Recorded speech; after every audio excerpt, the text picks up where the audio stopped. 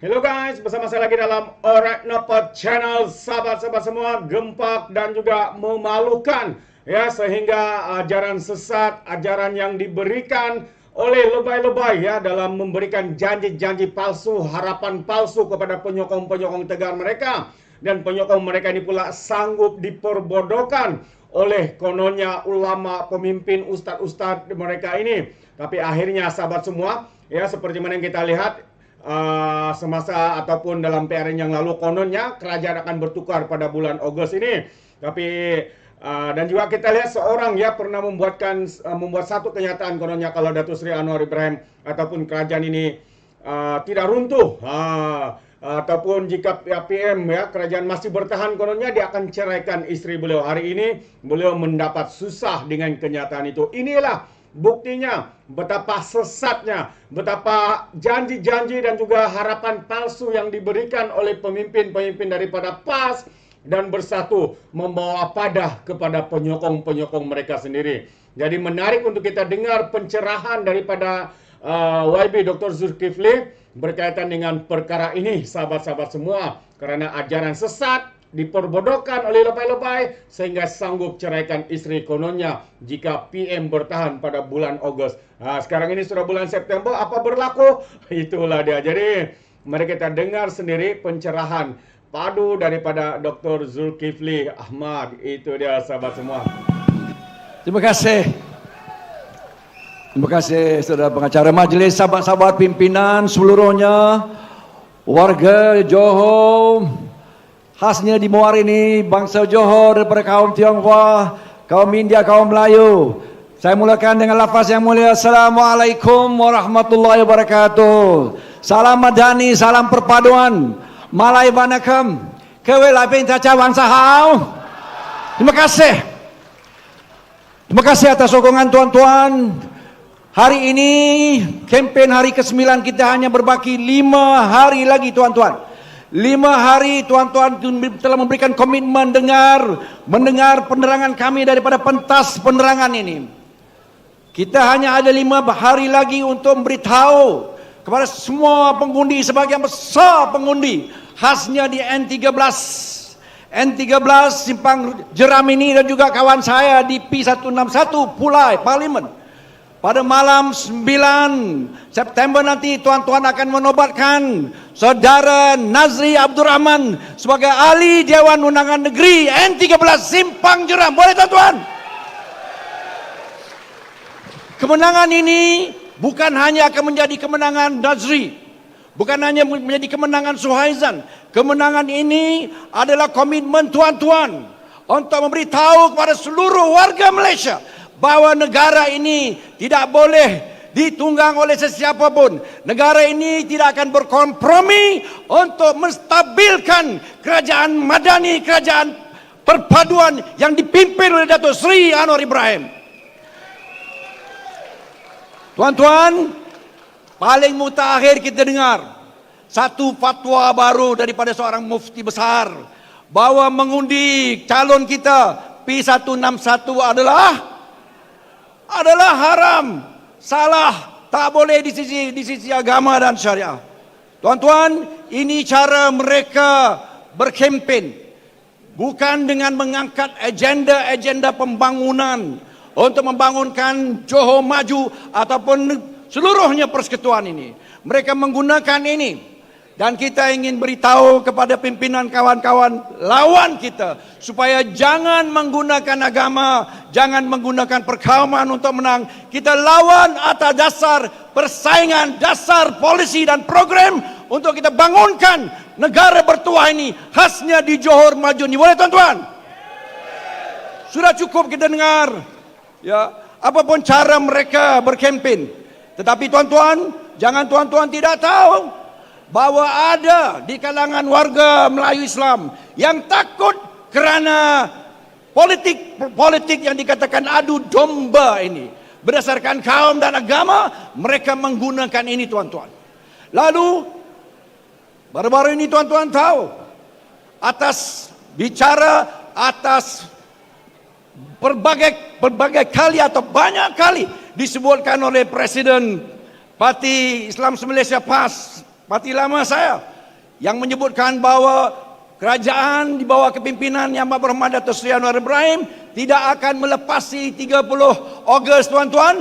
Lalu ada di kalangan mereka yang yakin, di kalangan kerana taksub, kerana pegangan agama yang ekstrim seperti ini, wirid yang mereka berikan, kata-kata yang mereka janjikan kepada warga negara ataupun kepada khasnya kepada ahli mereka sendiri.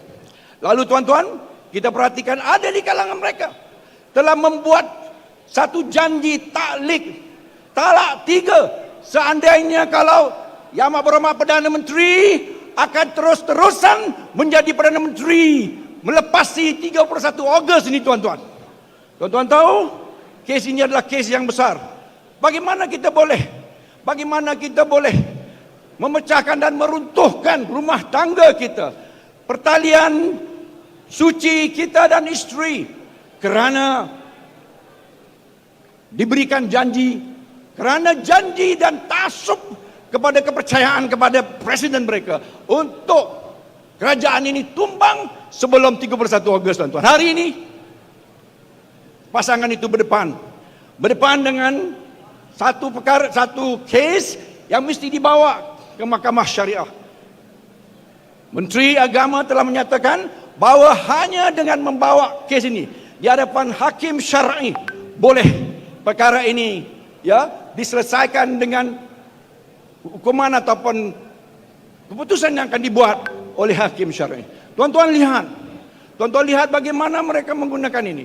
Jadi saya percaya, tuan-tuan, kalau tuan-tuan angkat saudara Nazri dan juga saudara Suhaizan di Parlimen Pulai, kita akan menyatakan satu yang tegas kepada mereka supaya jangan menggunakan agama dan perkauman, karena kita mahukan kestabilan di negara ini supaya kita pacu kembali kekuatan dan kemampanan ekonomi negara ini. Boleh, tuan-tuan?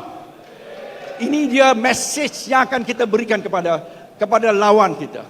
Kita mahu bersaing atas dasar contestation of ideas. Kita bersaing atas dasar, kita bersaing atas komitmen, atas kompetensi, kemampuan pimpinan kita lawan pimpinan mereka. Tetapi kalau kita lihat hari, tuan-tuan, sebentar tadi kita dengar Yang Amat Berhormat Perdana Menteri, kita mahu berikan mesej yang jelas pada seluruh negara bahawa negara ini akan stabil paling tidaknya 4 tahun, supaya Yang Amat Berhormat Perdana Menteri akan memacu pertumbuhan ekonomi seperti mana yang telah beliau lakukan dengan sebanyak tak kurang daripada 200 bilion FDI yang masuk, antara lain oleh Tesla, Infiron, Geely, Intel dan seluruhnya, yang hari ini kita lihat akan dapat membangunkan kembali atas dasar pelaburan FDI dan juga DDI, Domestic Direct Investment, industri ataupun industrialis kita yang punya dana tidak akan keluar meninggalkan negara ini, bahkan membangunkan industri di negara kita ini. Kita memerlukan kestabilan, dan undi, tuan-tuan, pada 9 September akan mengisyaratkan kepada lawan kita supaya jangan menggunakan cara adu domba, politik ketakutan, politik kebencian, politik mengadu domba atas dasar pertentangan agama maupun kaum.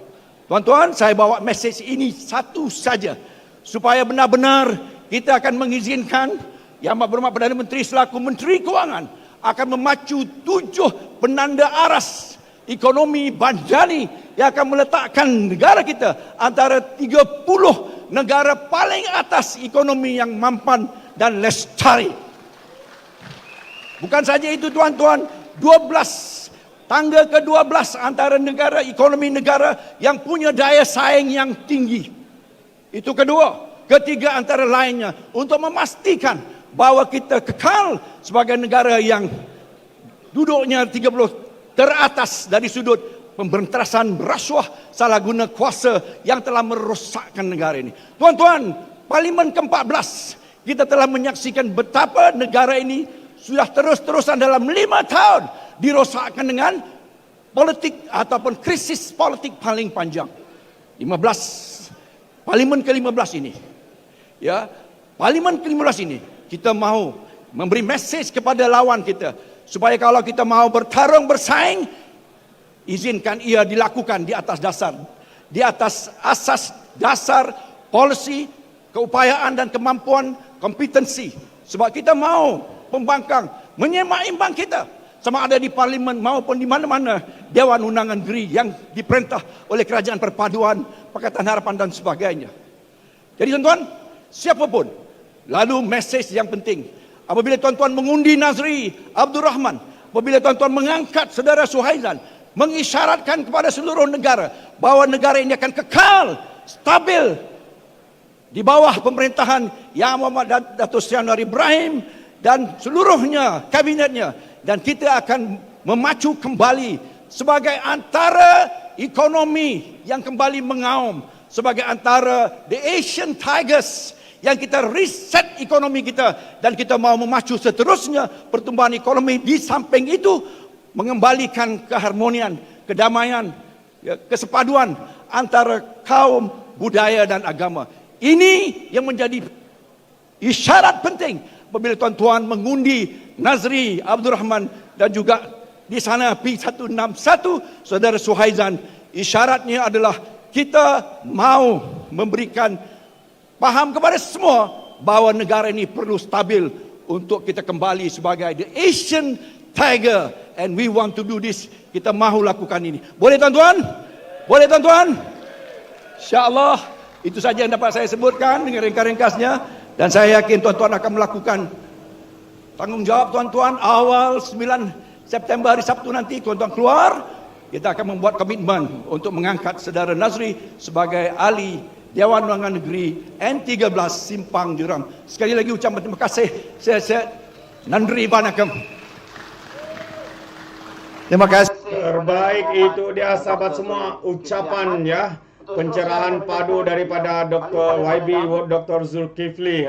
Seperti mana yang saya katakan tadi, ya, kerana ajaran sesat, kerana pengharapan palsu, harapan palsu yang diberikan oleh pimpinan daripada PAS dan juga Bersatu, kononnya kalau mereka menang akan menggantikan kerajaan pada bulan Ogos yang lalu. Tapi sehingga ke hari ini, ya, kerajaan masih kekal. Buktinya, ya, itu adalah satu persepsi yang hanya dimainkan oleh pembangkang untuk memberikan harapan supaya mengundi mereka, yang kononnya Datuk Seri Anwar Ibrahim akan diganti, kerajaan perpaduan akan tumbang dan sebagainya. Akhirnya hari ini Mansur Ali membawa padah kepada dirinya sendiri apabila perkara yang dijanjikannya itu akan dibawa ke Mahkamah Syariah. Ya, Menteri Agama mengatakan bahawa apa yang telah dipostnya itu tidak boleh ditarik balik. Itulah dia. Kerana pulut santan binasa, kerana mulut badan binasa, dan kerana terlalu taksub dan percaya dengan janji-janji kosong, harapan palsu daripada pimpinan mereka, daripada lebay-lebay ini, ya, akhirnya membawa pada diri sendiri, sahabat semua. Itu dia, terima kasih kerana bersama. Sampai di sini saja, tapi sekiranya Anda mau berikan sebarang komen, pandangan, Anda boleh berikan komen Anda dalam ruangan komen. Tapi ingat, komen dengan cara berhema.